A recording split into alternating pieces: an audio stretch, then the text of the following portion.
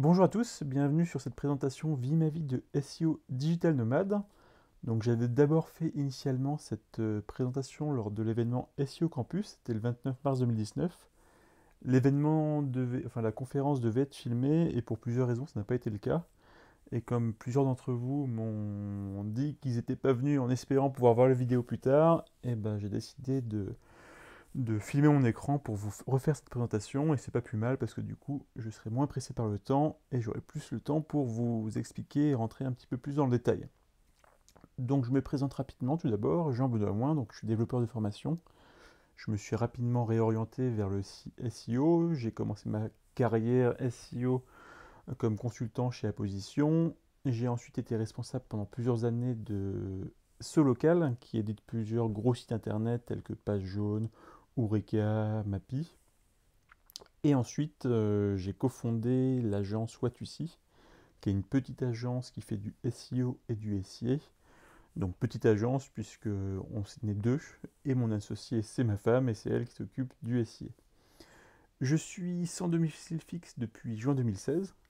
Donc ma situation n'est en rien comparable avec les SDF qui vivent dans la rue, mais littéralement, j'ai un mode de vie qui fait que je suis devenu SDF. Et d'ailleurs, une des difficultés que j'ai dans la vie, alors c'est pas une grosse difficulté, il y a bien plus grave, c'est quand je dois faire des démarches administratives nécessitant un justificatif de domicile, c'est jamais quelque chose qui est évident. Je vais vous expliquer pourquoi. Et donc, si vous voulez me contacter ou me suivre sur Twitter, c'est tout simplement @jeanbenoît. Petit plan de ce dont je vais vous parler. Je vais faire une petite introduction sur ce qu'est le nomadisme digital. Je vais vous expliquer ensuite comment je le suis devenu. Et puis je vais essayer de rentrer très concrètement pour vous expliquer comment concrètement je vis ma vie de tous les jours de nomade. Et donc je vais vous parler du choix des destinations, de comment je gère le logement. Je vais vous parler de tout ce qui est minimalisme et environnement de travail. Je vais vous expliquer un petit peu comment je travaille. Et enfin, je vous présenterai plusieurs services qui me permettent de dématérialiser ma vie à quasi 100%. Petite introduction du coup. J'ai raté un slide. Donc quand vous tapez Digital Nomade dans Google Images, vous allez tomber tout de suite sur des photos de ce type-là, qui sont très clichés, hein. C'est vraiment une légende urbaine, de gens qui travaillent à la plage, allongés devant l'océan, qui travaillent au bord d'une piscine, un mojito à la main. Alors, ça peut exister, hein, je ne dis pas que c'est complètement impossible, mais je ne sais pas si vous avez déjà essayé de travailler dans de telles conditions. Alors, non seulement vous allez vous exploser le dos, vous risquez d'exploser votre ordinateur portable en lui mettant du sable dedans, et en plus de ça, avec le reflet du soleil sur l'écran, c'est juste impossible. Donc je pense que on ne peut pas être productif dans ces conditions-là. Et en tout cas, ma vie et la façon dont je travaille ne ressemblent pas du tout à ça. Donc pour moi, ça reste très largement une légende urbaine, même si on peut, avec le mode de vie du digital nomade, travailler dans des cadres très sympas, avec de magnifiques vues. Ce sera rarement comme ça. Une petite définition de ce qu'est le nomadisme digital. Donc le nomadisme digital, ça désigne les personnes qui utilisent les nouvelles technologies pour travailler à distance et adopter un mode de vie nomade. Alors une fois qu'on a dit ça, ça c'est une définition très générale. Je pense qu'il n'y a pas deux nomades digitaux qui sont identiques. Ils vont être très différents par le travail qu'ils ont. Ils vont être très différents par les régions du monde dans lesquelles ils vivent. Ils vont être très différents sur le rythme auquel ils voyagent. Il y a certains qui sont nomades et qui vraiment bougent et changent d'endroit tous les 2 3 jours. Il y en a qui restent un mois et demi en moyenne, c'est mon cas. Et il y en a d'autres qui préfèrent rester longtemps à chaque endroit, qui restent 1 an dans un pays avant de changer et d'aller dans un autre pays. Donc vraiment, il y a une grande variété dans le mode de vie des nomades. Combien sont les nomades digitaux? Donc c'est très compliqué à dire, hein, puisque aujourd'hui il n'y a pas de catégorisation, de recensement des nomades. Il y a une députée française, une députée, alors j'ai plus son nom en tête, mais c'est une députée des Français de l'étranger qui a fait un rapport sur le nomadisme digital avec l'objectif de simplifier les démarches administratives et essayer de faire en sorte que la France puisse accueillir le plus possible de nomades digitaux, donc faciliter ce mode de vie. et elle a été incapable d'évaluer le nombre de Français qui sont aujourd'hui nomades digitaux. Donc pour avoir des ordres de grandeur, hein, c'est pas du tout un recensement précis, mais pour avoir un ordre de grandeur, on peut regarder un petit peu ce qui se passe sur les réseaux sociaux. Donc sur Facebook, il y a un groupe qui s'appelle French Digital Nomad, qui est d'ailleurs un groupe très intéressant que je vous invite à rejoindre si vous vous intéressez à ce mode de vie, où il y a 1700 membres. Il y a un groupe Reddit de digitaux nomades qui pour le coup est international, qui a 400 000 membres. Et il y a un autre groupe Facebook sur les digitaux nomades qui est pour le coup international, qui a un peu plus de 100 000 membres. Euh, donc voilà, évidemment, tous les membres ne sont pas des nomades digitaux. Il y a aussi beaucoup de gens qui s'intéressent à ce mode de vie et qui réfléchissent à plus ou moins long terme à le devenir. Mais ça, voilà, ça donne des ordres de grandeur. Donc le nomadisme digital, ça reste quelque chose d'assez marginal pour l'instant. C'est pas quelque chose de massif. Il n'y a pas des millions de personnes qui le sont. Mais moi, je suis persuadé que dans les années à venir, c'est quelque chose qui va se développer. Donc, quelques exemples de métiers qui sont adaptés au nomadisme digital. Donc, évidemment, tous les métiers qui sont directement liés au web. Donc, il y a tout ce qui est consulting SEO SIA, il y a ceux qui sont éditeurs de sites, il y a les rédacteurs, les traducteurs, les développeurs, les e-commerçants, etc., etc. Donc, tout ça, c'est des métiers auxquels on pense assez facilement quand on parle de nomadisme digital. Mais il y a aussi d'autres types de métiers qui sont pas forcément directement liés au web, mais qui peuvent s'y prêter. Donc à titre d'exemple, nous au Maroc, on a croisé un nomade digital qui était architecte. Donc lui, il rentrait quelques semaines par an en France pour suivre des chantiers ou autres.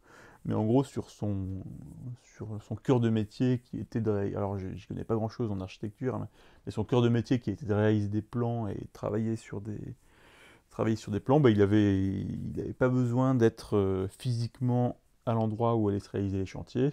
À partir du moment où il y avait les mesures et toutes les indications sur les terrains, sur les sous des clients, bah, il pouvait travailler sur son ordinateur sans problème.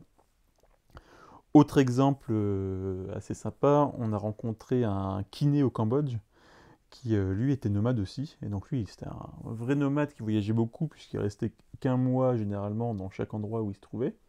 Et donc, bah, il choisissait une destination, et puis quelques semaines avant de s'y rendre, il allait voir. Et puis, bon, l'exemple en question, c'était Siem Reap au Cambodge. C'est là-bas qu'on l'a rencontré. Et donc, quelques jours avant d'arriver, il a été sur le groupe Facebook des francophones à Siem Reap. Et il a expliqué, il s'est présenté qui il était, son activité. Il a expliqué, bah voilà, je suis kiné, je suis là de telle date à telle date. Si vous voulez faire appel à mes services, bah faites-moi signe, contactez-moi sur Facebook et on se cale un rendez-vous, et c'est comme ça qu'il vivait. Donc tout ça pour dire que, évidemment, c'est sûrement plus simple quand on travaille dans le web de devenir nomade digital, mais même des métiers qui s'y prêtent pas de prime abord bah, peuvent éventuellement permettre de le devenir. Je vais vous expliquer maintenant comment je suis devenu moi-même nomade digital. Donc pendant 10 ans, j'ai une vie parisienne très classique, hein. J'étais salarié d'une entreprise, je louais mon appartement à Paris. Tous les jours, je prenais l'infernale ligne 13 du métro parisien et j'avais une vie assez rangée, hein, métro, boulot, dodo. Et avec ma femme, on épargnait depuis des années pour s'acheter un appartement. Et puis, bah, on commençait d'ailleurs sérieusement à se pencher sur la question. On avait quand même une épargne qui était devenue significative et qui nous permettait de prétendre à s'endetter pour 30 ans pour acheter un appartement.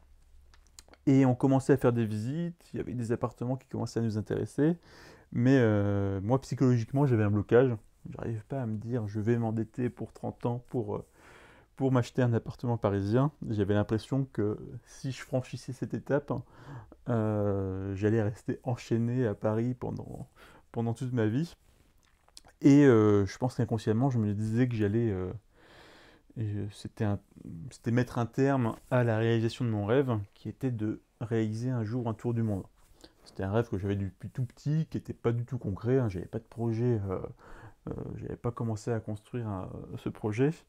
Mais voilà, j'avais ça en tête depuis toujours et je me disais, voilà, si je m'endette pour 30 ans, ce sera terminé de ce rêve et je devrais rester à Paris toute ma vie pour travailler, rembourser cet appartement.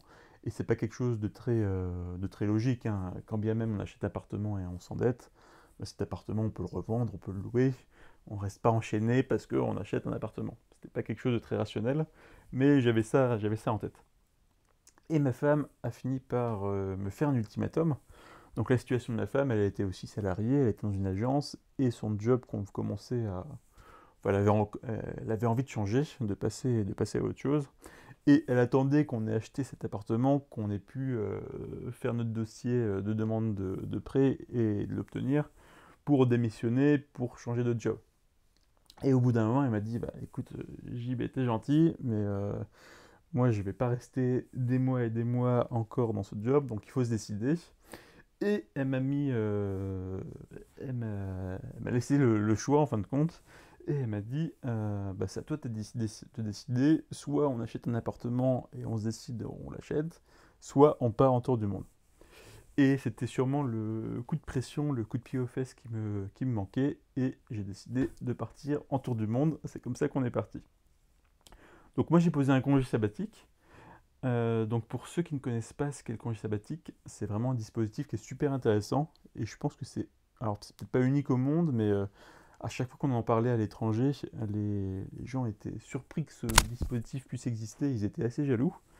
Donc le congé sabbatique, qu'est-ce que c'est? C'est un congé, comme son nom l'indique, qui a une durée minimum de 6 mois et maximum de 11 mois, durant lequel, évidemment, on n'est pas payé.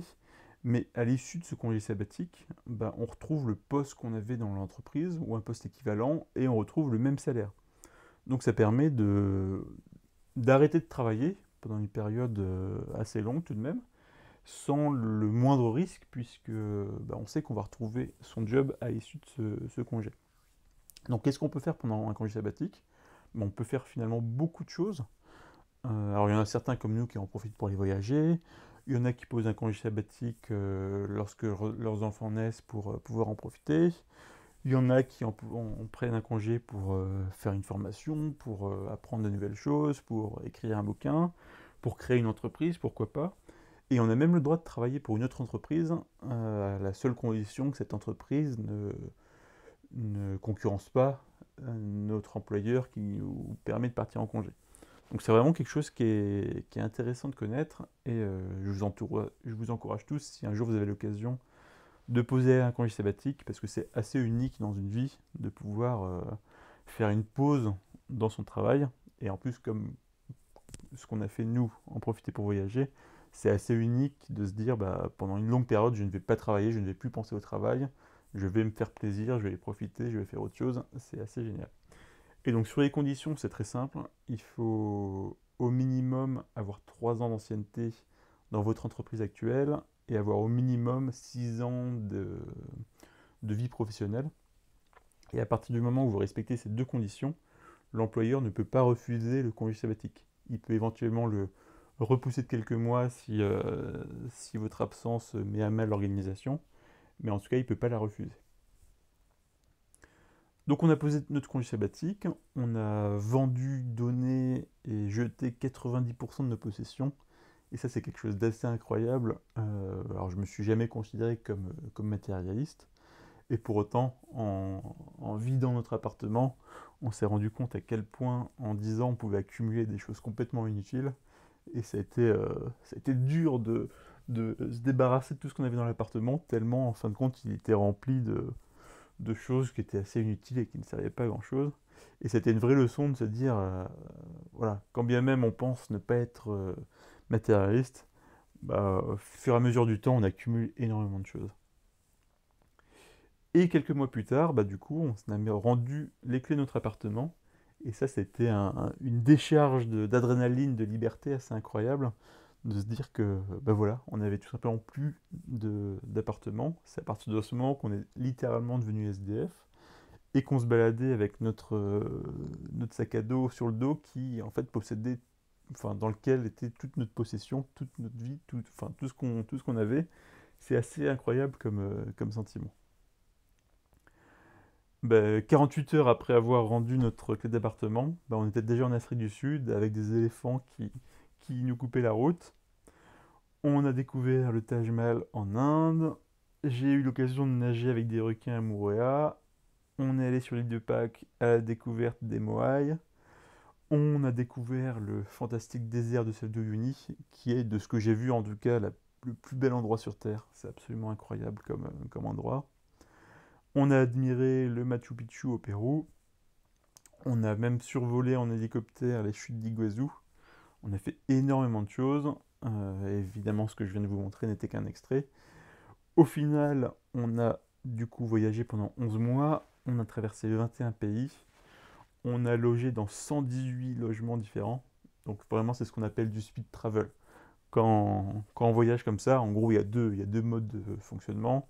Soit on se dit, je veux en profiter au maximum pour découvrir le plus de choses possible et tout ce que j'ai envie de voir. Ça, c'est du speed travel. Soit on se dit au contraire, bah, je choisis 3, 4, 5, 6 pays dans lesquels je vais rester un long moment pour vraiment connaître et comprendre ce pays au maximum. Et là, on parle de slow travel. Donc nous, clairement, pour ce tour du monde, où on était en vacances pendant 11 mois, on s'est dit, on en profite, on fait du speed travel. Pour vous donner un ordre de grandeur de budget, à nous deux, tout inclus, donc le transport, les logements, la nourriture, les loisirs, les assurances, etc., etc., donc tout inclus, on a dépensé 45 000 euros à deux pour ces 11 mois. Sachant qu'on peut, bon, alors on peut évidemment faire des tours du monde beaucoup plus chers, hein. Il n'y a pas de limite dans le plus cher. Mais on ne s'est pas refusé grand-chose, on s'est vraiment fait plaisir. On a vu beaucoup de choses, on a voyagé dans des pays qui étaient relativement chers.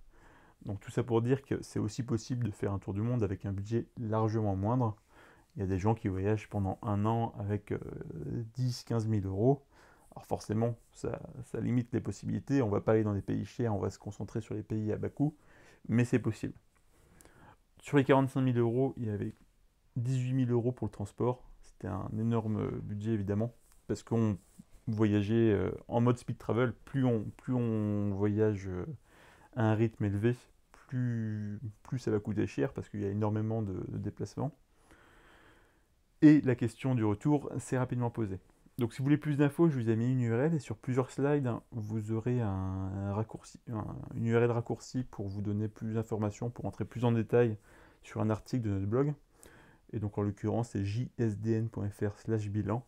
Et le JSDN, ça veut tout simplement dire je suis digital nomade. La question du retour s'est très rapidement posée. Alors l'illustration, n'y voyez pas de message, hein, je ne savais pas quoi mettre, donc ça ne signifie pas grand-chose.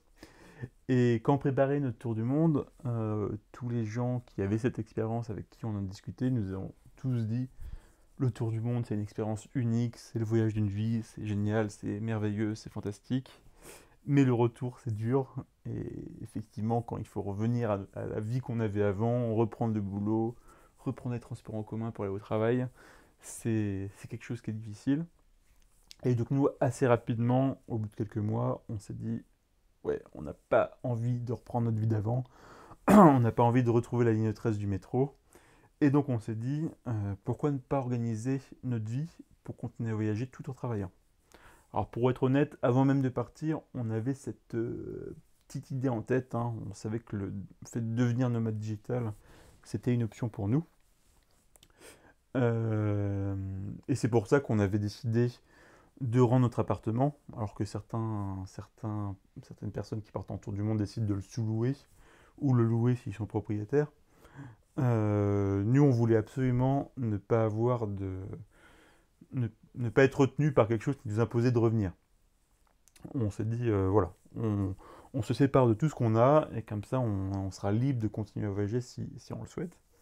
Et donc nous, on n'est pas du genre à faire les choses sur un coup de tête, on n'est pas des kamikazes. Et là où ça a été simplifié dans notre cas, c'est que moi, en parallèle de mon activité salariée, j'avais déjà une petite activité de freelance. Je vendais un peu des formations, je faisais un peu de conseils. Donc j'avais déjà quelques clients. Et j'ai contacté ces clients en leur exposant mon projet, hein, le fait de continuer à voyager tout en travaillant à distance. Et je leur ai demandé s'ils seraient susceptibles de faire appel à mes services dans ces conditions. Et assez rapidement, j'ai eu des retours positifs et j'ai même pu signer un contrat qui me donnait une visibilité financière sur quelques mois.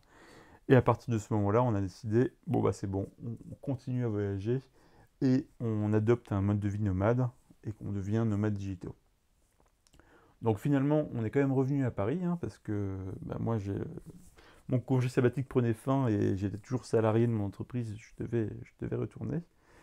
Et donc, petite anecdote marrante, notre dernière destination, c'était Cuba. Donc on est rentré un samedi, et du coup, je devais reprendre le boulot le lundi. Et les vêtements qu'on avait pendant le voyage étaient usés jusqu'à la corde.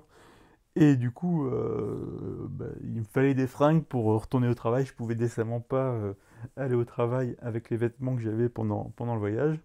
Et du coup, une des premières choses qu'on a faites en rentrant à Paris, c'est aller au centre commercial Les 4 Temps, qui est ouvert le dimanche, pour s'acheter un jean, une chemise et un sweat.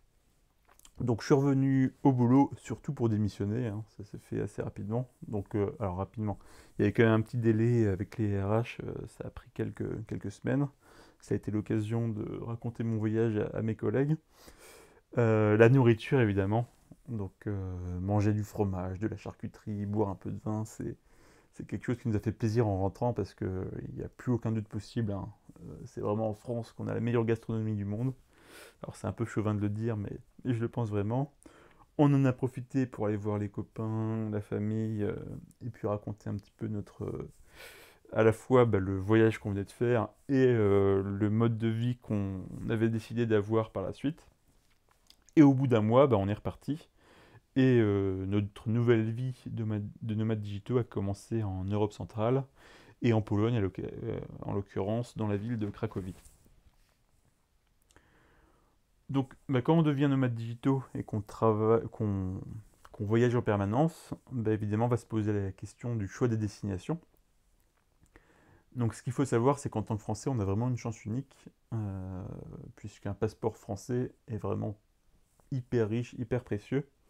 Alors, il y a un site internet qui s'appelle Passeport Index qui classe les passeports en fonction du nombre de pays dans lequel ce passeport permet de rentrer sans avoir besoin d'une demande de visa préalable. Donc, quand on parle de ne pas avoir de demande de visa préalable, hein, ça veut dire que soit qu'on est exonéré de visa, donc il y a beaucoup de pays où en tant que Français, on peut séjourner enfin, jusqu'à 30 ou même 90 jours en fonction des pays sans avoir du tout de visa. Soit dans beaucoup d'autres pays, on peut obtenir le visa directement à l'immigration à l'aéroport au moment d'arriver dans le pays. Et du coup, le passeport français permet de se rendre dans 165 pays sans cette demande de visa préalable. Donc c'est vraiment énorme, 165 pays.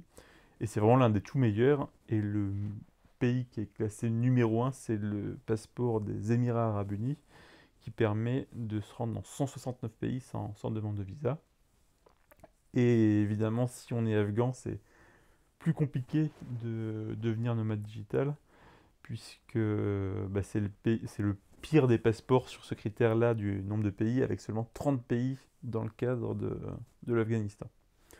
Petite anecdote, c'est qu'il est possible de demander un passeport grand voyageur. Nous, on l'a appris tout récemment en renouvelant notre passeport, puisque, bah, en gros, si vous êtes amené à voyager en permanence et si vous voyagez en plus de manière rapide, et bien rapidement, vous allez avoir beaucoup de tampons sur votre passeport, d'autant plus que certains pays prennent une page entière lorsque vous rentrez dans ce pays-là.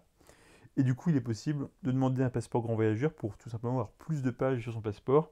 Et en gros, un passeport classique a 32 pages, un passeport grand voyageur en a 48. Donc c'est assez pratique. Donc dans le monde, il y a 197 pays, donc le choix est potentiellement très vaste. Alors nous, évidemment, on évite de choisir les pays en guerre, ça en retire déjà une cinquantaine. Et ensuite, on essaye de faire on fait notre choix d'une manière un peu... Enfin, en mélangeant plusieurs critères. Donc évidemment, les points d'intérêt de la destination, est-ce qu'il y a beaucoup de choses à visiter? Est-ce qu'il y a des choses particulières qui nous intéressent dans ce pays-là? On regarde quand même la sécurité sur place. Donc vous pouvez vous rendre sur le site Conseil aux voyageurs du ministère des Affaires étrangères qui vous donne des indications sur la sécurité sur place. Alors je l'ai barré sur le slide parce qu'il ne faut surtout pas prendre ces conseils comme parole d'évangile parce que si on suivait les conseils du ministère des Affaires étrangères, on n'irait vraiment dans aucun pays parce qu'ils ont une tendance un peu, c'est leur job, hein, à dramatiser la situation. Donc allez sur ce site pour avoir une source d'information, mais il faut la recouper avec deux informations, sinon vous irez nulle part. La gastronomie locale, pour nous, c'est un vrai critère de choix. On aime bien manger, on aime bien découvrir de nouvelles choses. Et donc, si la gastronomie du pays dans lequel on envisage de se rendre est riche, c'est vraiment un argument supplémentaire pour nous. On regarde également le coût de la vie sur place. Et ça, c'est vraiment quelque chose qui est sympa quand on adopte ce mode de vie nomade. C'est qu'on peut adapter les pays dans lesquels on se rend par rapport à notre budget du moment. Donc là, pour vous donner un exemple, nous actuellement, je touche du bois, mais notre activité professionnelle se porte pas trop mal. Et du coup, on va aller pendant plusieurs mois en Amérique du Nord, au Canada et aux États-Unis, qui sont des pays qui ont un coût de la vie assez cher. Mais si demain on perdait un client important et que le business était plus difficile et qu'on avait un budget plus faible, bah du coup on déciderait de se rendre en Asie du Sud-Est, au Vietnam, au Cambodge ou en Thaïlande, où le coût de la vie est beaucoup plus modeste. Et donc c'est vraiment précieux de pouvoir adapter nos choix de destination de cette manière. On regarde la météo également, puisque nous on préfère clairement les pays chauds. Et moi, quand j'ai pu passer ma journée en sandales et en Bermuda, je considère que ma journée est réussie. Et enfin, un facteur qui est discriminant, c'est la qualité de la connexion Internet. Nous, on travaille sur Internet, on a besoin d'un Internet correct. J'y reviendrai plus tard dans la présentation. Mais finalement, c'est assez limitant, puisqu'il y a beaucoup de pays dans le monde et beaucoup de villes dans le monde où la connexion Internet est très mauvaise et ne permet pas de travailler dans de bonnes conditions. Donc c'est vraiment un facteur discriminant. Donc jusqu'à présent, ça fait maintenant 1 an et demi, bientôt 2 ans qu'on a démarré ce mode de vie nomade digital, donc de voyager tout en travaillant. On l'a pour le moment expérimenté dans 14 pays, donc que je vous ai mis sur ce slide dans l'ordre chronologique. Pour l'instant, on n'a pas eu de mauvaise surprise. Donc évidemment, il y a des pays, des destinations où notre expérience était meilleure que d'autres. Mais ces 14 pays, c'est des 14 pays dans lesquels on considère que une vie de nomade digital est tout à fait adaptée. Et donc voilà, si vous voulez avoir plus d'infos sur chacune de ces destinations, n'hésitez pas à aller sur notre blog où on raconte vraiment en détail nos voyages. Et vous pourrez voir si ces pays vous tentent ou pas. Donc, une fois que le choix de la destination a été fait, se pose évidemment la question du logement. Où est-ce qu'on va loger? Et donc, c'est pas très original, mais nous, on passe principalement par Airbnb. Airbnb a plusieurs gros avantages. Le premier, c'est la variété de choix. Alors, je pense qu'ils ont des logements dans quasiment toutes les villes du monde. Donc ça, c'est un premier élément.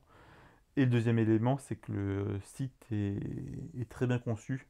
C'est assez facile de trouver un logement selon nos propres critères. Et donc nous, on utilise plusieurs filtres. Donc évidemment, on sélectionne nos dates pour n'avoir que les logements qui sont disponibles pour cette date-là. On sélectionne le fait de uniquement avoir les logements entiers. Donc vous savez, sur Airbnb, il est possible de choisir un logement dans lequel on va seulement avoir une chambre et le reste du logement est occupé par le propriétaire. Donc nous, on fait en sorte d'avoir un logement entier. On sélectionne le filtre qui permet de dire qu'il y a une chambre, ça veut dire qu'il y a une chambre séparée. Nous, comme on décide de travailler dans notre logement, on veut absolument que ce ne soit pas un studio et avoir une séparation entre le séjour et la chambre. Et le fait de dire qu'il faut qu'il y ait au moins une chambre dans les filtres, ça permet d'éliminer les studios. On filtre évidemment sur Internet, donc je pense que la plupart des logements ont le Wi-Fi, mais ça permet d'éliminer les quelques logements qui peuvent ne pas l'avoir. On coche le filtre emplacement pour ordinateur, donc c'est assez vague comme critère, mais en gros ça permet de sélectionner tous les logements qui ont au moins une petite table basse sur laquelle on peut mettre un ordinateur. Et alors clairement, c'est pas un filtre qui est suffisant pour sélectionner les logements dans lesquels il y a de bonnes conditions de travail, mais ça permet d'éliminer ceux qui clairement pas ne serait-ce qu'une table pour poser son ordi. Et ensuite, c'est en regardant les photos qu'on va regarder s'il y a une grande table suffisante pour 2 personnes, s'il y a au moins 2 chaises, et qu'on estime qu'on peut travailler dans ce logement. On filtre évidemment sur le prix. Dans chaque pays, on se fixe un budget qu'on essaye de ne pas dépasser. On sélectionne uniquement également les logements qui ont des avis. Donc là, c'est un choix personnel, hein. On pourrait avoir de bonnes surprises et payer des logements moins chers en choisissant des logements qui n'ont pas encore d'avis. Mais nous, comme à chaque fois, on réserve pour au minimum un mois, on a décidé d'accepter potentiellement de payer un peu plus cher, mais d'éviter les mauvaises surprises. Donc on sélectionne uniquement des logements qui ont des bons avis et qui ont plusieurs bons avis. Et enfin, dernier critère, c'est l'emplacement. On essaye, dans chaque ville où on compte se rendre, essayer de se renseigner sur les quartiers les plus sympas. Et on essaye de trouver des Airbnb dans ces coins-là. Et donc, avec tous ces critères-là, on sélectionne plusieurs logements. Donc, généralement, on essaye d'en sélectionner une petite dizaine. Et ensuite, on va un à un les contacter en leur envoyant un petit questionnaire. Donc, voici les questions. Donc, première question, est-ce qu'Internet est rapide et limité? Donc, les deux termes sont importants parce qu'il y a plein d'endroits où Internet n'est ni rapide ni illimité. Donc, nous, on a la mauvaise habitude en France d'être habitué à l'Internet limité, mais il y a plein de pays dans lesquels c'est pas le cas. On demande au propriétaire s'il peut nous faire un speed test. Donc ça, je dois vous avouer que j'ai jamais réussi à obtenir une réponse. Les gens, généralement, ne savent pas ce qu'est un speed test. Mais par contre, si un jour j'obtiens une réponse, ce sera un vrai plus pour le logement parce que c'est toujours un peu le stress. Est-ce qu'on va avoir un bon internet dans le logement? On demande confirmation sur est-ce qu'il y a un espace de travail pour 2 personnes. Alors normalement, on a sélectionné les logements en conséquence en regardant les photos, mais on préfère demander confirmation. On demande si on peut avoir 2 clés. Alors ça, c'est tout bête, mais la plupart des Airbnb ont l'habitude de louer leur logement pour quelques jours, un week-end, une semaine, 2 semaines maximum. Et généralement, les gens sont en vacances, donc ils sont tout le temps ensemble, et une seule clé leur suffit. Nous, comme on reste 1 à 2 mois à chaque endroit, même si on est très souvent ensemble, des fois moi je vais faire du sport, Ryan va faire une course quelque part. Enfin bref, on est amené à ne pas être tout le temps ensemble. Et si on n'avait qu'une seule clé, ce serait quand même assez galère. Donc on demande d'avoir absolument 2 clés. Et potentiellement, ça laisse le temps au propriétaire de faire un double si besoin. Mais on lui pose directement la question. On demande aussi si le logement est au rez-de-chaussée, parce que c'est rarement précisé quel est l'étage dans l'annonce Airbnb. Et nous, on a une mauvaise surprise une fois, c'était à Séville, où on avait un logement en rez-de-chaussée qui donnait sur la rue. Et on n'a pas trouvé ça super sympa d'avoir de voir les gens passer dans la rue par la fenêtre alors qu'on était en train de travailler dans le salon. C'était pas quelque chose d'agréable, donc maintenant on pose la question. On demande aussi si le logement est calme et notamment s'il y a des travaux publics à proximité. Alors c'est tout bête, mais nous les premiers mois, on a joué un peu de malchance et à chaque fois il y avait des travaux à proximité. Et étant donné qu'on passe beaucoup de temps dans le logement, puisqu'on travaille dans le logement, c'est jamais agréable. On demande aussi quelle est la station la plus proche, hein, et la distance à pied. Ça nous permet d'avoir une idée plus précise de où se trouve le logement et si ce sera facile d'emprunter les transports en commun. Parce que sur Airbnb, quand vous voyez l'annonce du logement, il- enfin, la géolocalisation n'est pas très précise. Je pense qu'ils font ça pour éviter que d'autres sites viennent pomper leur base. Et du coup, on a vraiment, c'est à quelques kilomètres près de précision qu'on sait où on est. Donc en posant cette question, on aura une idée plus précise.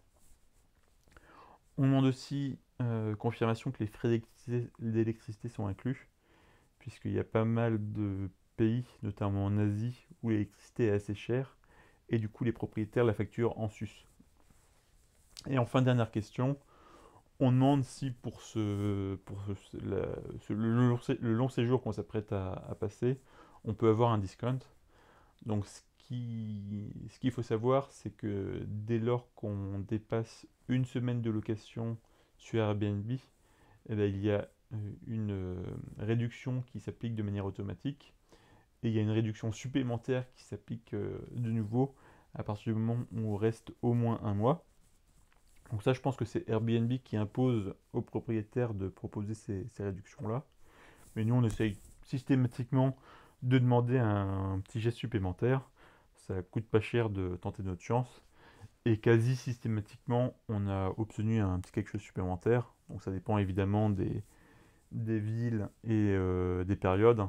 Les villes les plus touristiques dans les saisons les plus hautes d'un point de vue touristique sont moins à même de proposer ce type de réduction.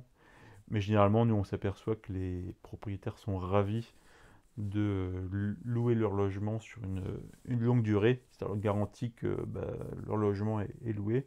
Et donc, ils sont tout à fait prêts, généralement, à faire un effort sur le prix.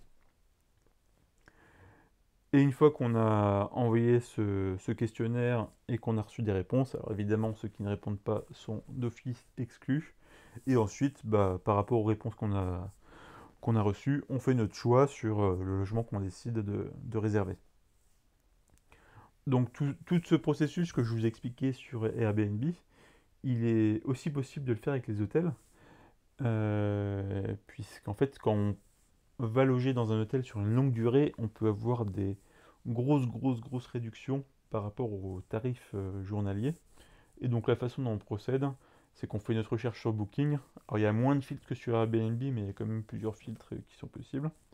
On filtre évidemment sur la notation de chacun des hôtels. Généralement, on filtre sur les hôtels qui ont au moins une note moyenne de 8 sur 10. Et ensuite, on sélectionne des hôtels qui potentiellement peuvent nous intéresser.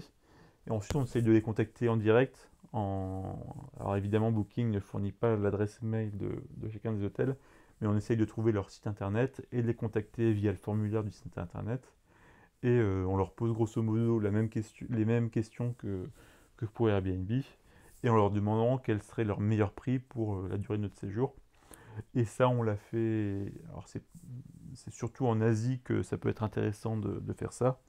Et nous, au Cambodge et au Vietnam, on a séjourné au mois dans des hôtels 3 étoiles. Et c'est une expérience qui est assez différente, mais qui est super sympa de se sentir chouchouté parce que le personnel qui est peu habitué à voir des gens sur la longue durée se prennent d'affection pour nous. Souvent, on avait une piscine. On a le petit-déj le matin, la chambre est faite tous les jours, donc c'est une expérience qui est différente, mais qui est assez sympa à vivre. Quand on a entamé ce mode de vie, on s'est posé la question évidemment du budget du logement. Et donc, en se posant cette question, on s'est posé la question de combien nous coûte notre logement parisien.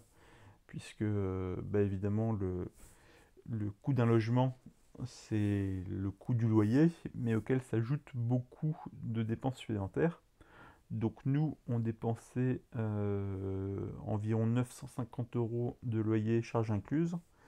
Et à ces 950 €, s'ajoutent pas mal de dépenses. Il y a la taxe d'habitation, il y a Internet, il y a les assurances, il y a les électricités, il y a la redevance élevée. Et également tout ce qui est mobilier électroménager, qu'on achète sur une longue durée, mais qu'il faut renouveler de manière régulière tous les 5 ou 10 ans. Et donc, toutes ces charges supplémentaires, c'est des charges qu'on n'a pas quand on va vivre en Airbnb ou qu'on va vivre à l'hôtel, puisque c'est des frais généraux des propriétaires d'hôtels ou d'Airbnb. Et donc, au total, on a estimé que notre logement parisien, en tant que sédentaire, nous coûtait pas loin de 1300 € par mois. Et la bonne nouvelle, alors la mauvaise nouvelle, c'est que c'est extrêmement cher d'avoir un logement à Paris. La bonne nouvelle, c'est que quand on était habitué à payer ce tarif-là de manière mensuelle pour notre logement, on va pouvoir vivre en tant que nomade pour moins cher à peu près partout dans le monde. Donc je vous ai mis quelques expériences qu'on avait, quelques destinations dans lesquelles on a été et le prix qu'on payait au mois. Et vous voyez que en moyenne, on paye moins et même plutôt beaucoup moins que ce qu'on avait l'habitude de payer à Paris. Donc à titre d'exemple, au Maroc, on payait 620 € par mois. En Turquie, on payait 750 € par mois. À Séville, on avait payé 1200 € par mois. À Siem Reap au Cambodge et à Hoi An au Vietnam, où on était à l'hôtel, pour le coup, on payait moins de 700 € par mois. Et finalement, il n'y a que Osaka au Japon et Séoul en Corée du Sud où on payait un loyer mensuel équivalent ou supérieur à ce qu'on avait à Paris. Donc vous voyez que bah, c'est finalement avec le mode de vie, si vous viviez à Paris, vous avez de bonnes chances d'avoir un logement qui vous coûte moins en devenant nomade et en voyageant à travers le monde. Sachant d'autant plus que sur les prix que je vous indique là, il y a pas mal de villes, donc c'est le cas de Prague, c'est le cas de Séville notamment, où on était vraiment en pleine saison touristique et que les logements, c'est à ce moment-là que les logements Airbnb sont les plus chers. Donc nous, lorsqu'on arrive dans un nouveau logement, on a des petits réflexes qu'on reproduit à chaque fois. Premier réflexe, c'est de dégainer le smartphone, de lancer speed test pour voir quelle est la vitesse de la connexion Internet qu'on a. C'est toujours un petit moment où je suis fébrile en me disant est-ce que ça va être correct, est-ce que on aura une vitesse de connexion suffisante pour travailler dans de bonnes conditions. Donc ça c'est vraiment le premier test la première chose que je fais en arrivant dans le logement. Deuxième chose qu'on fait, c'est qu'on vide nos valises, on range nos affaires dans les placards, dans les penderies, dans ce qu'on a à disposition, et on essaye de cacher, de ranger notre valise pour bah, pas qu'on ait le sentiment d'être en train de déménager, d'être en mode vacances. En cachant notre valise, on se sent comme chez nous. Et ensuite, on branche notre enceinte Bluetooth pour avoir la musique. On configure Chromecast sur la télévision pour pouvoir avoir Netflix et regarder nos séries tranquillement. Et une fois qu'on a fait ces quatre étapes, qui durent en gros 1 heure, hein, en 1 heure on a tout rangé, on a tout installé, bah, on se sent comme chez nous dans le nouveau logement qu'on vient qu'on vient de rejoindre. Et c'est vraiment un sentiment assez sympa de tous les mois ou tous les 2 mois, bah, recommencer à zéro et de nouveau se sentir chez soi dans un nouveau logement. Donc le fait de devenir nomade, forcément, ça nous oblige à devenir minimaliste, puisque, bah, étant donné qu'on a juste une valise chacun et un sac à dos chacun, et qu'on doit transporter bah, tout le nécessaire bah, pour la santé, pour la trousse de toilette, pour les vêtements, pour le travail, bah, forcément, on doit faire des choix.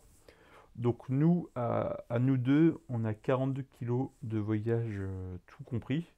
Donc vous voyez sur la photo, hein, c'est vraiment nos affaires. C'est à la fois peu parce que, bah, encore une fois, toutes nos possessions, toute notre vie est dans ces 2 valises de sac à dos. Mais il y a certains voyageurs, certains nomades qui sont beaucoup plus extrêmes dans le minimalisme et qui sont beaucoup plus légers et qui voyagent uniquement avec un bagage cabine. Donc moi je suis assez admiratif quand je vois ce type de voyageurs, mais forcément ça implique de faire des grosses concessions sur le confort. Et forcément, bah, dans notre cas, et a fortiori encore plus pour ceux qui voyagent uniquement avec un bagage cabine, bah, il y a un effort obligatoire sur le garde-robe. Donc pour moi, ça n'a pas été un gros drame, hein, puisque j'ai jamais été un fashionista. Ça a été plus compliqué pour Anne qui aime bien les fringues et bah, qui a dû faire des choix assez, assez forts. Et du coup, on a un peu deux types de vêtements. On a d'une part des vêtements très fonctionnels. Donc, par exemple, on a des t-shirts en laine mérinos, donc qui sont hors de prix. Ces t-shirts, ça coûte entre 60 et 80 euros. Mais la laine mérinos a des propriétés qui sont super intéressantes pour des gens qui voyagent avec peu de vêtements. D'une part, c'est une matière qui régule la température. Donc quand il fait froid, ça conserve la chaleur, et inversement, quand il fait chaud, bah, c'est très respirant, et bah, du coup, on transpire pas trop. C'est très peu odorant, mais même pas du tout. C'est assez incroyable euh, de quelle manière nos t-shirts en laine mérinos ne sentent pas la transpiration, ne sentent pas mauvais. Donc on peut sans problème porter ce type de t-shirt pendant plusieurs jours sans que les gens ne se retournent sur nous à notre passage en se demandant qu'est-ce qu'on sent. Et enfin, une troisième propriété qui est très intéressante, c'est quand on lave notre t-shirt, bah, il sèche très rapidement. En une nuit, il n'y a pas de problème, c'est sec. Donc vraiment, tout ça c'est vraiment des vêtements qui sont très intéressants. Moi, j'ai aussi des chaussettes en fibre de bambou qui ont des propriétés antibactériennes. Donc bref, on essaye d'avoir des vêtements qui sont vraiment optimisés et fonctionnels de ce type, enfin, comme ceci. Et de l'autre côté, on essaye d'avoir des vêtements un peu plaisir, qu'on va vraiment apprécier de porter. Et pour ça, on s'est fait plaisir au Vietnam en se faisant des vêtements sur mesure, donc ils sont parfaitement adaptés à nos mensurations, sur lesquels on a pu choisir la matière, la couleur des boutons. Et voilà, vraiment, on a ces deux types de vêtements, les vêtements fonctionnels et les vêtements plus plaisir.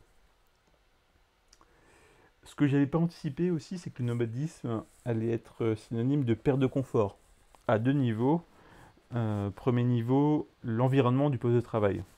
Donc moi, j'étais habitué, quand j'étais sédentaire, à la fois chez moi et sur mon lieu de travail, d'avoir un poste de travail optimisé. Donc j'avais un siège ergonomique, j'avais une chaise, une table pardon, qui était à la bonne hauteur pour moi, j'avais deux grands écrans, et bien forcément, en devenant nomade, j'ai perdu ça. Ma chaise et mon siège, bah, c'est ceux de mon Airbnb que j'ai pas pu trop choisir, que j'ai vu sur photo avant d'arriver, mais c'est difficile de savoir à l'avance si c'est confortable et adapté à moi ou pas. Et bah, sur l'ordinateur, bah, je suis passé de deux grands écrans à mon petit ordinateur portable 13 pouces. Donc forcément là-dessus, il y a une perte de confort. Et deuxième niveau, c'est sur la literie. Donc ça, c'est quelque chose que j'avais pas du tout anticipé. Mais alors, je sais pas comment vous avez fait vous, mais moi, nous, avec ma femme, quand on s'est installé, des premiers choix qu'on a fait, et un choix important, c'était de choisir le matelas de notre literie. On était allé à Ikea, on a testé plusieurs matelas, on a pris du temps pour choisir. Est-ce qu'on préfère un matelas ferme ou un matelas plus mou? Enfin bref, on a pris du temps là-dessus. Et bah là, de la même manière, sur nos Airbnb, bah, peut-être qu'au mieux on a vu le lit en photo, mais ça ne nous dit pas du tout la qualité du matelas. Et de la même manière, moi je préfère des oreillers qui sont assez fins. Bah là pareil, je les choisis pas. Et en plus, souvent dans les Airbnb, c'est des oreillers qui sont assez épais, qui cassent un peu la nuque, qui sont pas très confortables. Donc voilà, on a vraiment une perte de confort sur ces deux niveaux-là. Donc sur la literie, moi j'ai pas trouvé de solution. Si vous en avez, ça m'intéresse, mais je pense pas qu'il y ait de matelas qu'on puisse mettre dans une valise et déplier à chaque fois, ça ne doit pas exister. Et par contre, sur l'environnement du poste de travail, ben, on essaie d'optimiser tout ce qu'on peut. Donc on a fait le choix de payer des ordinateurs de qualité, des ordinateurs chers qui, qui seront fiables. On s'est acheté un support d'ordinateur qui permet de surélever nos ordinateurs et les mettre à la bonne hauteur, à hauteur des yeux. Moi, j'ai une tablette qui me permet de faire un office de deuxième écran quand j'ai besoin.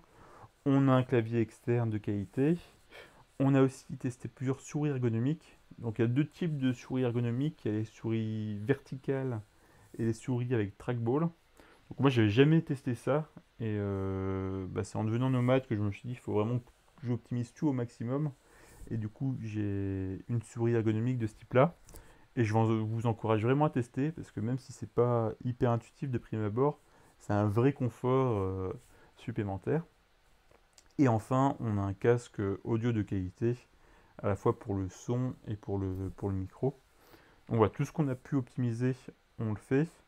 Et par contre, pour ce qu'on ne peut pas optimiser, et typiquement c'est le cas de la table et du siège, et ben là on s'adapte, on fait avec. Internet, c'est quelque chose de fondamental pour nous qui travaillons sur Internet. Donc on a estimé qu'on avait besoin au minimum de 3 mégas par seconde en download et 1 méga par seconde en upload.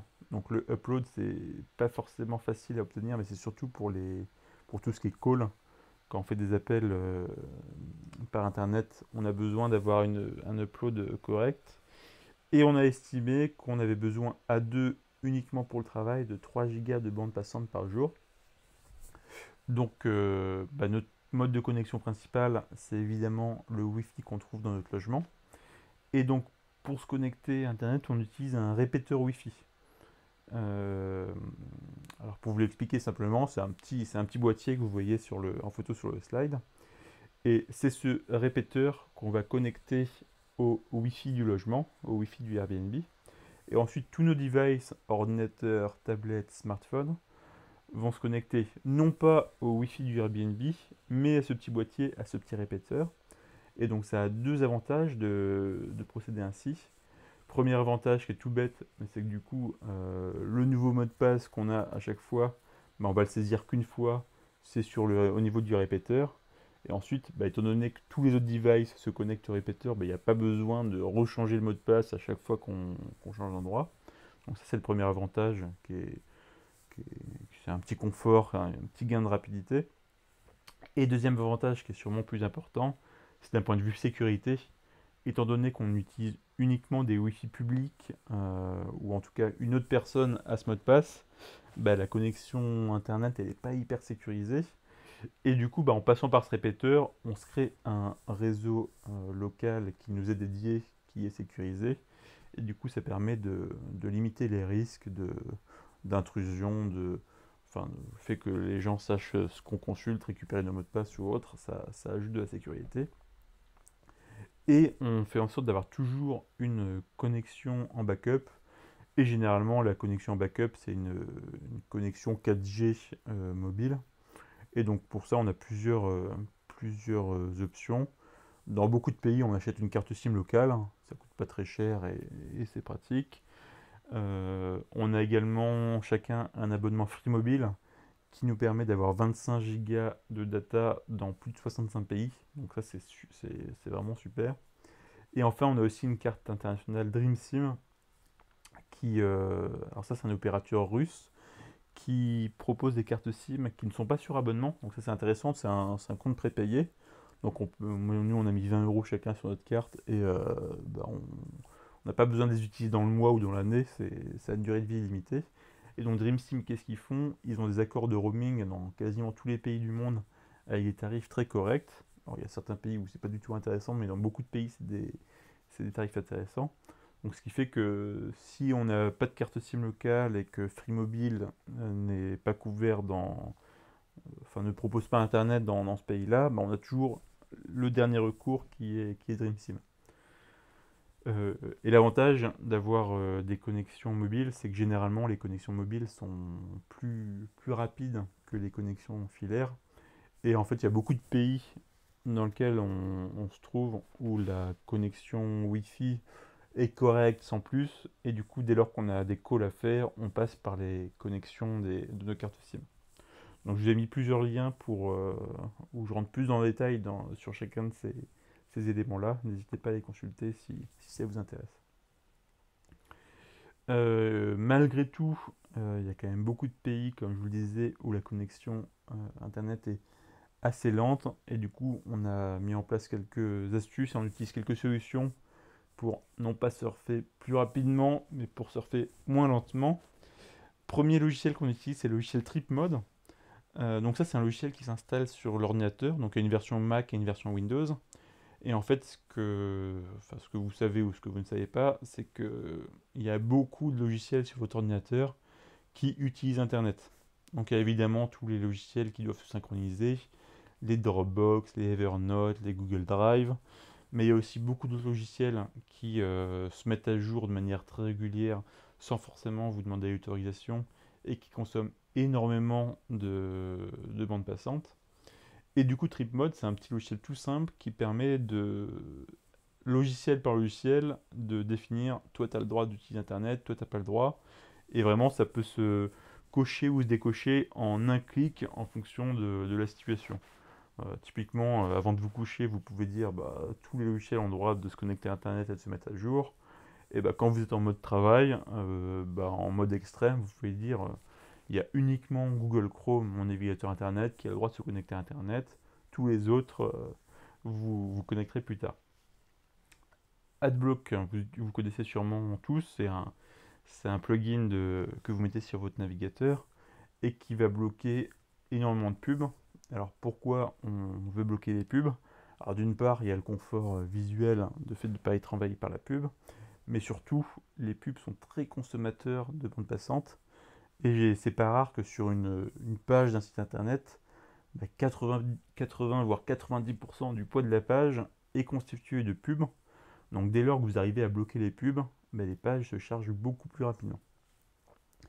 Troisième élément qui est un peu plus, geek, un peu plus pour les barbus, c'est P-Hole. Donc P-Hole, c'est un serveur DNS qui va mentir. Donc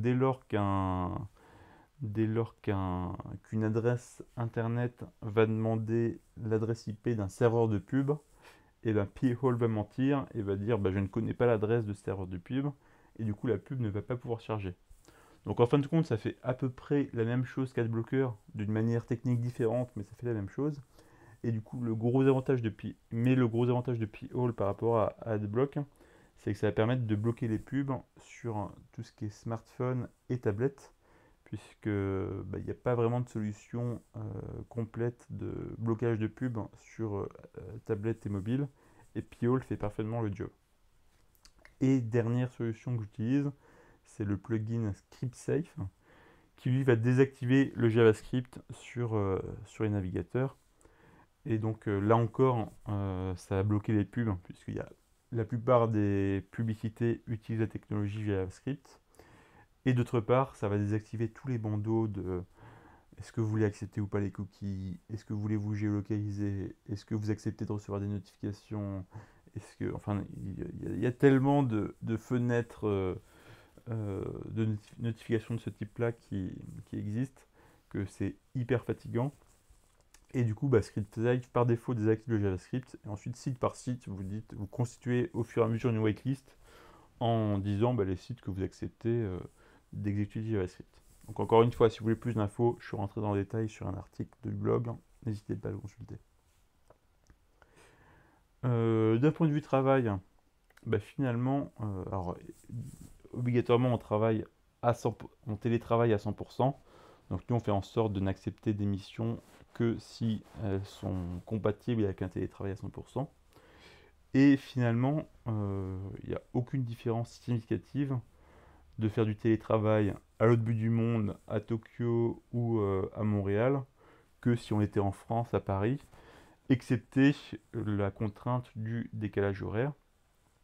Pour moi, le télétravail à 100%, ça reste tout de même une contrainte, puisqu'on va avoir pas ou peu de communication informelle. Si vous travaillez dans une grande entreprise, vous vous rendez compte très probablement qu'il y a beaucoup d'informations qui se diffusent lors de la pause clope ou de la pause café. Et ça, forcément, on l'a pas, donc on essaie de le reproduire d'une manière ou d'une autre, mais c'est pas la même chose, hein. Donc il y a forcément une perte d'informations de ce niveau-là. Et dans notre cas, ce télétravail à 100% est facilité par le fait qu'on travaille quasi exclusivement avec des anciens collègues, donc des gens qu'on connaît, avec qui on a déjà travaillé, ou avec des personnes auprès de qui on a été recommandé. Et dans ce cas-là, il n'y a pas de problème de confiance, puisque la recommandation aidant, les gens par défaut vont nous faire confiance, et donc ça c'est un vrai plus.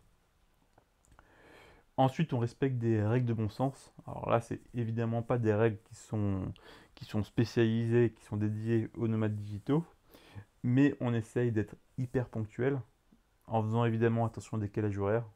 C'est vrai que ça nous est arrivé une ou deux fois de se tromper, il faut vraiment faire attention à ça.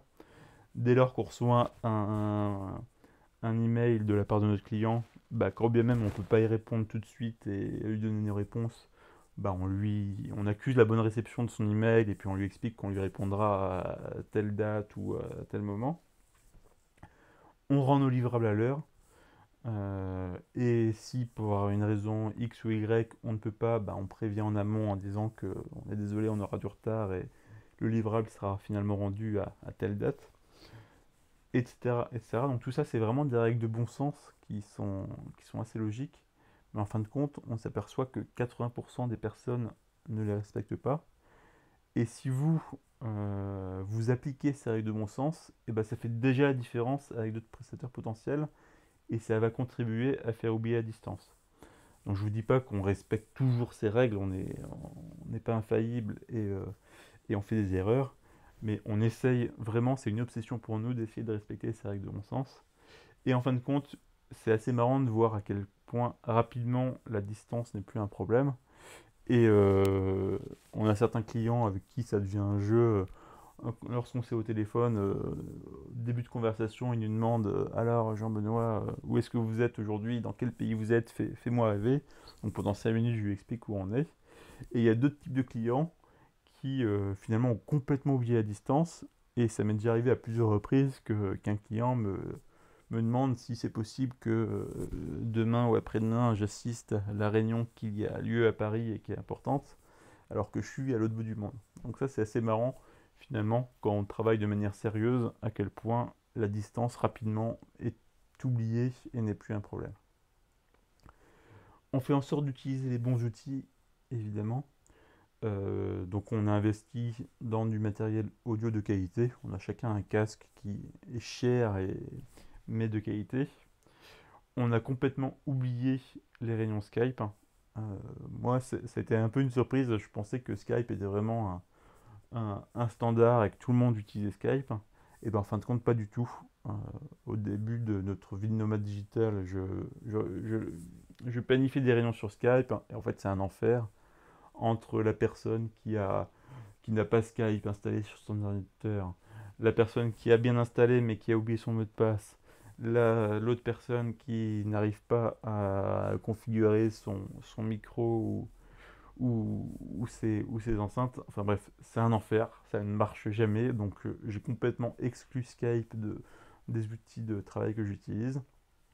Et dès lors que je ne dois appeler qu'une seule personne, eh ben, je fais en sorte de l'appeler directement sur son téléphone, que ce soit un téléphone local ou un téléphone portable. Je l'appelle directement sur le téléphone avec une solution de VoIP dont je parlerai un petit peu plus tard. Et donc c'est à moi de m'adapter aux contraintes du client. Et pour lui, c'est beaucoup plus simple d'être appelé sur son téléphone plutôt qu'il est à se connecter sur Skype. Donc c'est à moi de m'adapter. Et enfin, quand on a des réunions avec plusieurs personnes, on essaye de favoriser au maximum la visioconférence, ce qui permet, alors d'une part c'est toujours sympa de se voir, et d'autre part ça permet de limiter la perte de communication liée au non-verbal. Alors je me souviens plus du pourcentage, mais il y a un pourcentage énorme de la communication qui est non-verbale. Bah, en faisant une visioconférence, on en a au moins une partie. Et je vous recommande vraiment d'utiliser la solution Appirin, qui est une solution gratuite jusqu'à 4 personnes au maximum sur la visioconférence. Et ce qui est super sympa, c'est qu'il n'y a pas besoin d'installer le moindre logiciel, il n'y a pas besoin de se créer le moindre compte, tout est quasi automatique. Donc en fait, ça vous crée une URL pour votre entreprise. Donc nous c'est appir.in/watusi par exemple. Et il suffit de donner cette URL aux interlocuteurs que vous allez avoir. Et bah, il suffit pour eux de lancer cette URL et automatiquement bah, ils vont vous voir, le son sera activé, leur webcam sera activée. Et du coup c'est super simple de lancer des visioconférences avec cette solution. Donc c'est vraiment un logiciel super que... Alors c'est pas un logiciel d'ailleurs, c'est juste un service web, une application web. Donc je vous encourage vraiment à l'utiliser. Et donc nous, en termes d'organisation de notre travail, on essaye au maximum de répartir notre charge de travail en début de semaine pour pouvoir en profiter, faire du tourisme, partir en vadrouille, en week-end prolongé. Si on a ce mode de vie, dans ce mode de vie de nomadiste digital, il y a le travail évidemment parce qu'il faut bien gagner sa vie, mais il y a le voyage, et le voyage c'est aussi fait pour en profiter, pour visiter, pour découvrir des choses. Donc voilà, on essaye de répartir notre charge de travail en début de semaine et d'en profiter en fin de semaine. Et maintenant, je vais vous présenter quelques services que j'utilise et qui contribuent à la dématérialisation de notre vie. Donc ça va faire un petit peu pub parce que je vais vous lister tout un tas de services, mais c'est vraiment des services que j'utilise au quotidien et que je recommande. Donc rapidement, ça c'est des solutions que vous connaissez, hein. Toute notre vie quasiment est sur des services cloud. Donc on utilise Evernote abondamment, Dropbox, Google Drive. Le gros avantage c'est qu'on peut perdre, on peut casser notre ordinateur, notre smartphone, notre tablette. Alors évidemment on ne sera pas content si c'est le cas, mais on en rachète un et puis en quelques heures ou quelques jours grand maximum, on aura tout réinstallé, on aura trouvé toutes nos datas. Il n'y a rien qui traîne sur les disques durs de nos appareils. Tout est sauvegardé dans le cloud. Sur les loisirs, on utilise plusieurs services que vous connaissez aussi. Spotify pour la musique, Netflix pour les films et séries, MyCanal pour les services, enfin pour les séries Canal+. Le kiosque, qui est une solution qui permet de lire beaucoup de journaux et de magazines. Donc pour être honnête, moi je l'utilise surtout pour pouvoir lire l'équipe tous les jours. Et Molotov.tv, c'est une solution qui permet de regarder la télévision. Donc on utilise toutes ces applications un petit peu loisirs. D'un point de vue VPN, on utilise deux solutions, NordVPN et OpenVPN. Donc en fait, quand vous êtes à l'étranger, bah forcément vous avez une IP étrangère. Et il y a pas mal de services français, et notamment tout ce qui est vidéo à la demande, qui pour des questions de droit vont vous interdire le visionnage de ces vidéos. Et ben, en utilisant un VPN, vous allez pouvoir simuler le fait que vous êtes en France et pouvoir avoir accès à ces vidéos. En termes de banque en ligne, notre banque principale, c'est Boursorama, qui est une banque 100% en ligne, complètement dématérialisée. Et on a aussi un compte chez N26 et Revolut, qui sont deux néobanques et qui ont l'immense avantage de proposer des cartes bancaires qui ne vont pas appliquer de, de frais sur les taux de change. Donc nous, on voyage principalement hors zone euro. Et donc si vous retirez de l'argent ou si vous payez avec votre carte bancaire en zone hors zone euro, et ben, la banque va vous appliquer des frais de change qui sont très importants et qui vont vous coûter très cher. Et ben, N26 et Revolut sont deux banques qui n'appliquent aucun frais de change et du coup vous allez économiser beaucoup d'argent en utilisant ce type de banque. Étant donné qu'on n'a plus d'appartement en France, qu'on ne vit plus en France, et ben notre entreprise qui est française, il faut bien la domicilier quelque part. Et donc pour ça, on utilise tout simplement les services d'une entreprise de domiciliation. Donc pendant des années, j'ai fait appel au service d'ABC Live. J'étais content de leur service, mais pour plusieurs raisons, je suis passé par une autre société qui s'appelle Digidom. Donc voilà, c'est deux services qui sont très bien, que je vous recommande. Sur la comptabilité, donc moi depuis maintenant 6 ans, je passe par un cabinet comptable qui s'appelle ECL Direct et qui a vraiment toute une logique de dématérialisation, d'automatisation au maximum des process.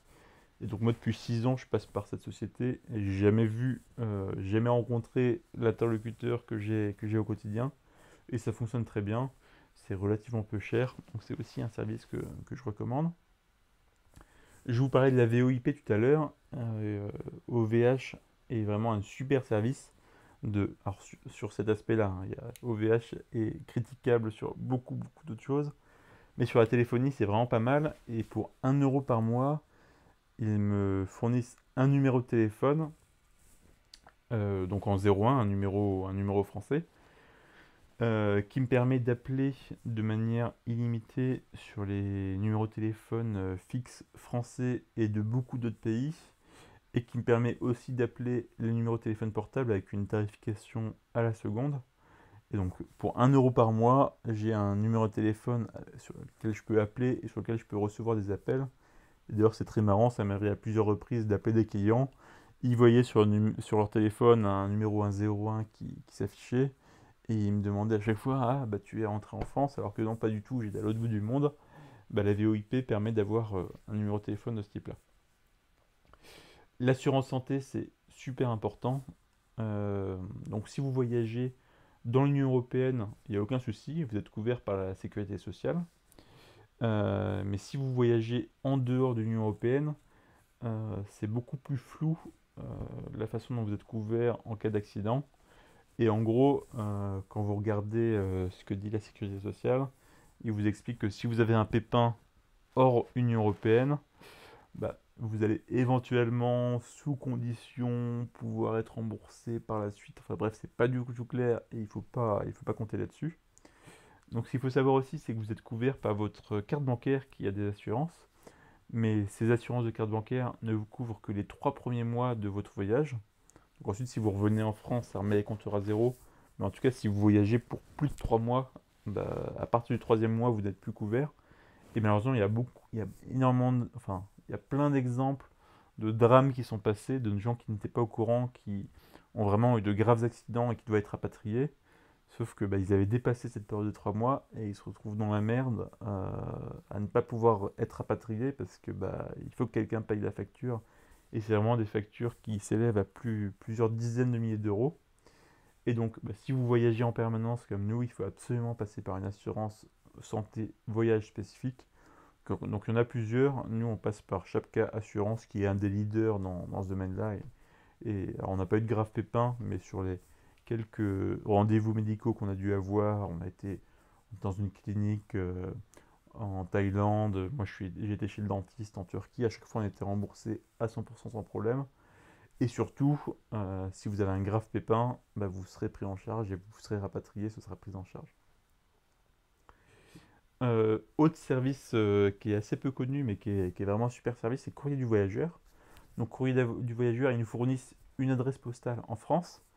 Et cette adresse postale, on peut la communiquer à toutes les personnes, tous les services, toutes les administrations qui sont susceptibles de vous envoyer du courrier papier.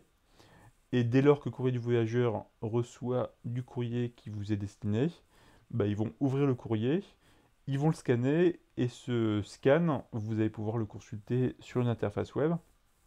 Et donc, où que vous soyez dans le monde, vous allez pouvoir consulter le courrier postal que vous recevez. Et donc ça, c'est leur service de base. Et à côté de ça, ils ont développé pas mal de services. Donc par exemple, si je reçois un chèque, alors, heureusement, ça m'arrive assez peu souvent, c'est quand même un peu démodé le chèque, ils vont pouvoir l'envoyer à ma banque pour que je puisse l'encaisser. Autre exemple où ils nous ont été bien utiles, c'est que une fois, on s'est fait pirater notre carte bancaire, donc il a fallu faire opposition et du coup faire fabriquer une nouvelle carte.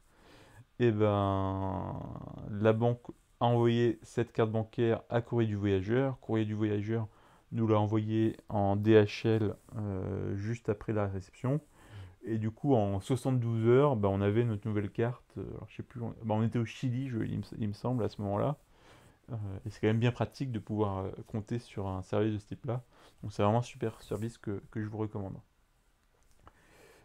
Service postal, c'est un peu le pendant. Donc, Courrier du Voyageur, il gère la réception de courrier. Dans le sens inverse, si vous avez besoin d'émettre un courrier physique, un courrier postal, vous pouvez faire appel à Service Postal, qui est une solution où vous pouvez alors soit uploader une lettre, un courrier que vous avez écrit sur Word, soit directement sur l'interface de Service Postal rédiger un courrier. Et Service Postal va imprimer ce courrier, le mettre sous pli et l'envoyer à votre destinataire. Et donc il gère les courriers simples, les courriers recommandés avec signature. Euh, donc toute la gamme de services que peut proposer la Poste.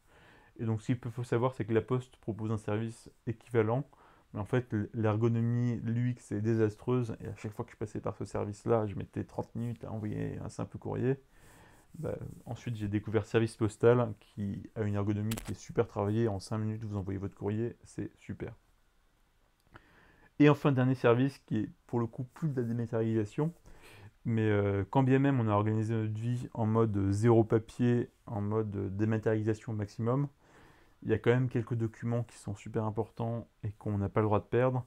Donc c'est le cas de notre livret de famille, c'est le cas des titres de propriété de l'appartement qu'on a acheté. Tout ça, c'est des papiers qu'on ne peut pas se permettre de perdre. On n'avait pas forcément envie de les confier à la famille ou aux amis et leur donner cette responsabilité. Et c'est possible de louer un coffre en banque. Et c'est pas si cher, hein. Nous, on paye 100 euros par an pour louer un coffre en banque. Et du coup, on a quelques documents qui sont dans ce coffre en banque qui sont en sécurité optimale. Et du coup, on n'a aucun souci à se faire. On sait que le jour où on a besoin de retrouver ces documents, ils seront bien au chaud dans ce coffre. Merci pour votre attention. Alors, je ne sais pas combien de temps j'ai parlé, mais j'espère que je vous ai pris un maximum de choses. Si vous voulez en savoir plus, donc quelques ressources. Première ressource, notre blog voyage, tourdumonde5continents.com. Donc c'est un blog avec maintenant une information assez riche. Il y a plus de 700 articles maintenant. Donc il y a une énorme section qui est liée à nos voyages, où on raconte où on va, ce qu'on fait. Il y a énormément de guides de voyage dans beaucoup de destinations. Et il y a aussi toute une partie sur le nomadisme digital. Et d'ailleurs, la plupart des liens que je vous ai fournis dans les différents slides pointent vers Tour du Monde 5 continents. Et vous retrouverez des articles détaillés sur tout ce que je viens de vous raconter. Sur ce blog, il y a ce que j'ai appelé le guide ultime du digital nomade. Alors c'est un peu présomptueux, mais c'est un article sur lequel vous allez retrouver énormément de ressources sur le nomadisme digital. Troisième ressource, c'est le site je suis digitalnomade.com qui est en fait une ébauche de podcast. Donc on a commencé avec Anne à proposer un podcast sur le nomadisme digital. Donc il y a déjà quelques épisodes qui ont été tournés.